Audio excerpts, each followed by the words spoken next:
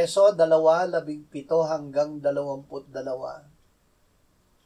Si Kristo Jesus ay dumating at ipinangaral ang kapayapaan sa inyo na malalayo at kapayapaan sa mga malalapit. Sapagat sa pamamagitan niya, kapwa tayong makakalapit sa isang espiritu patungo sa Ama.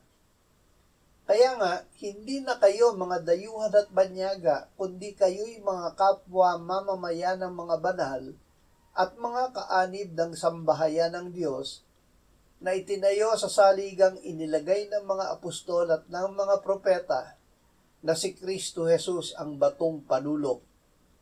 Sa Kanya ang buong gusali ay nakalapat na mabuti at lumalaki tungo sa pagiging isang banal na templo sa Panginoon, na sa Kanya kayo rin ay magkasamang itinatayo upang maging tahanan ng Diyos sa Espiritu.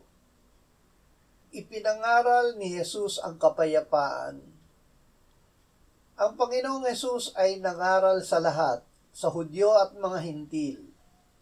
Ang ipinangaral niya ay kapayapaan, ang kapayapaan ng bansa, kapayapaan sa pagitan ng mga tao, seguridad, kaligtasan, kasaganaan, kaligayahan na daan patungo sa kaligtasan, ang kalagayan ng kaluluwa na nakatitiyak ng kaligtasan sa pamamagitan ni Kristo, kaya't walang kinatatakutan mula sa Diyos at kontentado sa anumang kalagayan ng buhay dito sa lupa.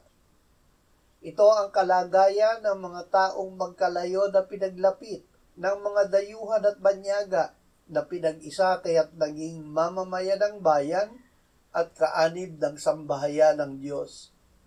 Dumating ang kapayapaang ito dahil si Kristo Jesus ay namatay para sa ating kasalanan at binuhay na muli ng Ama. Tayo ay pinakipag-isa ng Diyos kay Kristo at naging isang iglesia na katawan niya, puspos ng kapuspusan niya na pumupuspos ng lahat sa lahat.